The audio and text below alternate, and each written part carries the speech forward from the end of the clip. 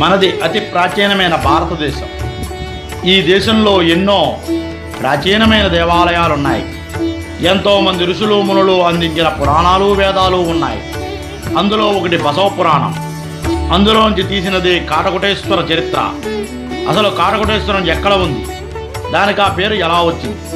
ఇది నిడదవోలు మండలం, పశ్చిమ గోదావరి జిల్లాలో ఉంది. ఇక్కడ అతి ప్రాచీనమైన శివాలయం ఉంది. ఆ శివాలయంలోని శివుడి పేరు శ్రీ కాటకుటేశ్వరుడు. స్వామివారి పేరున వచ్చినదే ఆ ఊరికి ఆ పేరు. అసలు కాటకుటేశ్వరుడు ఎవరు, అక్కడ ఎందుకు ఉన్నాడు, ఆయనకు ఆ పేరు ఎలా వచ్చింది తెలుసుకుందాం రండి.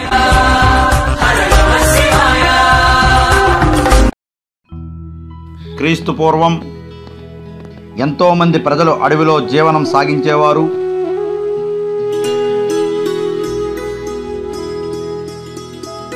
అందులో కొందరు గొర్రెలను మేపుకొని జీవనం సాగించేవారు. వారు ప్రతినిత్యము కూడా ఉదయాన్నే నిద్రలేచి కాలకృత్యాలు తీర్చుకుని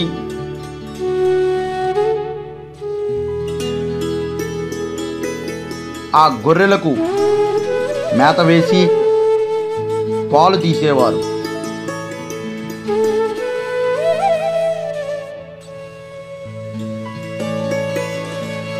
పాలు తీసిన తరువాత ఆ పాలను తీసుకుని ఆ ఇంటి గుమ్మం దగ్గర పెట్టి ఆ కాటడు స్థానాదులకి వెళ్ళేవాడు.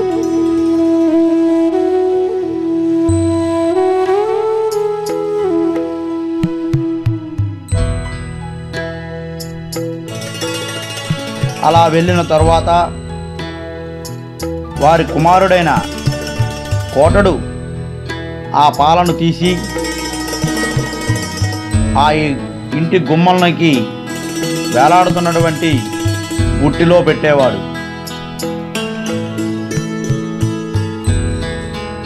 అలా పెట్టి తను కూడా బయటికి వెళ్ళిపోయేవాడు.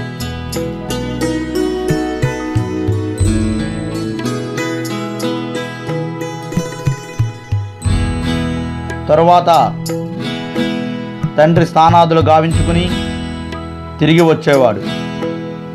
అలా తిరిగి వచ్చిన తండ్రి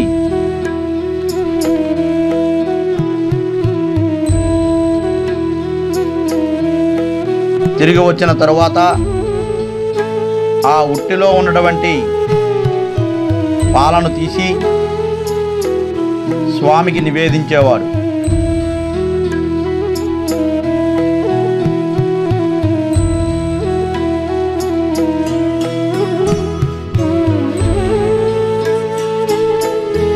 అలా నివేదించిన పాలను ఒక అంగడికి తీసుకువెళ్ళి అమ్ముకుని పైకం చేసుకునేవాడు.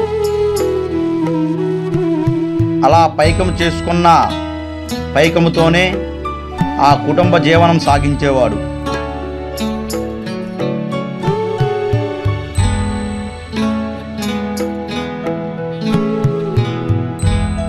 అలా అమ్ముకుని తిరిగి వచ్చిన తండ్రి కొడుకులు ఇద్దరూ కూడా ఆ గొర్రెలను అడవిలోనికి తోలుకుని వెళ్ళేవారు. అక్కడ మేపి ఆ గొర్రెలను మేపి మళ్ళీ సాయంకాలం తిరిగి ఇంటికి చేరుకునేవారు. ఇలా ప్రతినిత్యము జీవనం సాగించేవారు. ఇలా గడిచిన కొన్ని రోజుల తరువాత తండ్రి వేరే ప్రాంతం వెళ్తూ తన కుమారుడైన కాటన్ను కాకేసి, నాయనా నేను వేరే ప్రాంతం వెళ్తున్నాను, నేను రావడానికి కొంచెం కాల వ్యవధి పడుతుంది, నేను వచ్చే వరకు మన గొర్రెలను మన గుడిసెను జాగ్రత్తగా చూసుకో అని కుమారుడికి చెప్పడం జరిగింది.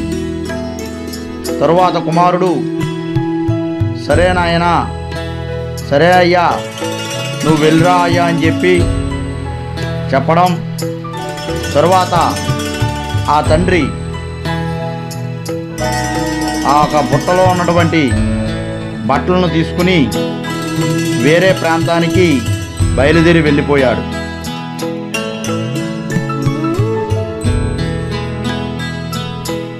ఉదయాన్నే లేచి దంతస్రావణం చేసుకుని ఆ గొర్రెల వద్ద పాలు తీసి స్నానం చేసి స్వామికి తను ఏవైతే పాలు తీశాడో ఆ పాలను నివేదిస్తాడు.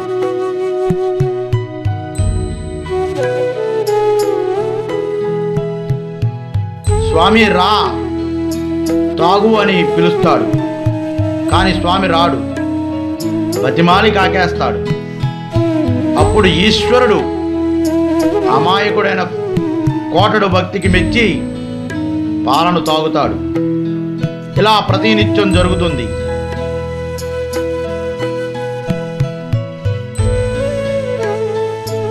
అలా స్వామి తాగిన తరువాత ఆ కుండను కళ్ళకు అద్దుకుని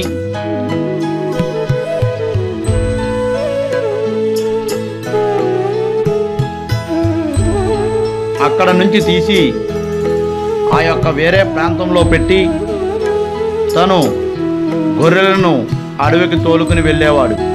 ఇలా జరిగిన కొన్ని రోజుల తరువాత వేరే ప్రాంతం నుంచి తిరిగి వచ్చిన తండ్రి గొర్రెలను మేపుకొనుటకు వెళ్ళి వచ్చిన కుమారుని చూసి, నాయనా ఏం చేస్తున్నావురా అని అడిగాడు. తండ్రి, గొర్రెలను ఇప్పుడే అడవికి తోలికి వెళ్ళి తీసుకొచ్చాను అని కుమారుడు చెప్పాడు. తరువాత ఇద్దరూ కూడా సంభాషించుకున్నారు. ఈ 10 రోజుల నుంచి పాలమ్మిన పైకి మీదరా అని కొడుకుని నిలదీశాడు. కుమారుడైన కోటడు, పైకమేమిటి తండ్రి, ఆ స్వామి పాలు స్వీకరించాడు అని చెప్పాడు. నువ్వు అబద్ధమాడుతున్నావని తండ్రి వాదించాడు. ససేమేరా అంటూ కుమారుడు, నేను అసత్యం ఆడట్లేదు తండ్రి అని చెప్పాడు. అప్పుడు తండ్రి, సరే అయితే నువ్వు చెప్పింది నిజమే అయితే చూపించు అని కొడుకుని గట్టిగా కేకలు వేశాడు. సరే రండి చూపిస్తానని కుమారుడు ఆ యొక్క గృహం లోపలికి తీసుకుని వెళ్ళి స్వామిని కాకేశాడు. ఎంత కాక వేసినా స్వామి రాలేదు.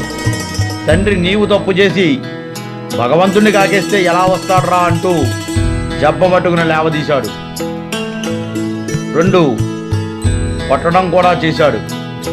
అప్పుడు కుమారుడు అయిన కోటడు కోపంతో, స్వామి నువ్వు తాగి రావట్లేదు కాబట్టి నేను శిరచ్ఛేదనం చేసుకుంటాను అని ఆ యొక్క శిరస్సుని అక్కడే ఉన్నటువంటి రాతికి కొట్టుకున్నాడు. అలా కొట్టుకుని మూర్ఛిల్లినటువంటి కుమారుని చూసి తండ్రి ఆవేదనతో నిలబడి ఉండగా ఆ యొక్క పరమేశ్వరుడు మళ్ళీ జ్యోతి స్వరూపంలో కనిపించి, మీకు మోక్షం లభిస్తుంది, నేను ఇక్కడ శివలింగ రూపంలో ఆవిర్భవిస్తాను, మీ యొక్క నామధేయాలతో విరాజిల్లుతూ ఉంటాను, ఆ తరువాత మీరు మా సాన్నిధ్యం పొందుతారని వరమివ్వడం జరిగింది. కొన్ని సంవత్సరాల తరువాత క్రీస్తు శకం 14వ శతాబ్దంలో శ్రీకృష్ణదేవరాయల పరిపాలనలో అష్టదిగ్గజాలుగా విరాజిల్లుతున్న 8 మంది కవులలో ఒక్కడైన దూర్జటి మహాకవికి స్వప్నంలో కనిపించి, ఈశ్వరుడు నేను ఒక అడవి ప్రాంతంలో ఉన్నా, నాకు పూజా విధానం జరిపించు అని చెప్పి అదృశ్యమవుతాడు. తరువాత ఉదయం లేచి జరిగినదై కథను దేవరాయల వారికి చెప్పి అడవికి బయలుదేరుతాడు. అడవిలో లింగం ఉన్న ప్రాంతాన్ని చేరుకుంటాడు. ఆ లింగం ఉన్న చోటికి చేరుకున్న తర్వాత స్వామిని చూసి పూజించి స్వామి మీద పద్యం రచించాడు. తరువాత చిన్న దేవాలయం నిర్మించాడు. ఆ తరువాత కాలంలో బ్రిటిష్ పరిపాలనలో అడవి ప్రాంతానికి చేరువగా ఒక రోడ్డు ఏర్పాటు చేయడం జరిగింది. అప్పటి ప్రజలు ఆ రోడ్డు మార్గానికి దగ్గరగా వచ్చేశారు. తరువాత స్వామిని కూడా తీసుకువచ్చి ఒక స్థలంలో నిలిపారు. తర్వాత 1950లో గుడి నిర్మాణం చేశారు. ఇది ఈశ్వరుడు మేక పెంటిక నుండి లింగరూపం దాల్చిన ప్రదేశం. స్వామి చుట్టూ గణపతి, సుబ్రహ్మణ్యేశ్వర స్వామి, నంది ఉన్న ప్రదేశం. ఇది దేవతలు నిర్మించిన చెరువు. దీనికి దేవతా కొలను అనే పేరు. ఇక్కడ శిలాస్తూపాలు ఉన్నాయి. ప్రతి సంవత్సరము కూడా మహాశివరాత్రిని అత్యంత వైభవంగా నిర్వహిస్తున్నారు. రండి, ఇంత పురాతనమైన దేవాలయం ఎక్కడా లేదు. రండి, దర్శించండి, తరించండి. ఎక్కడి నుంచో ఎంతోమంది వచ్చి దర్శించారు.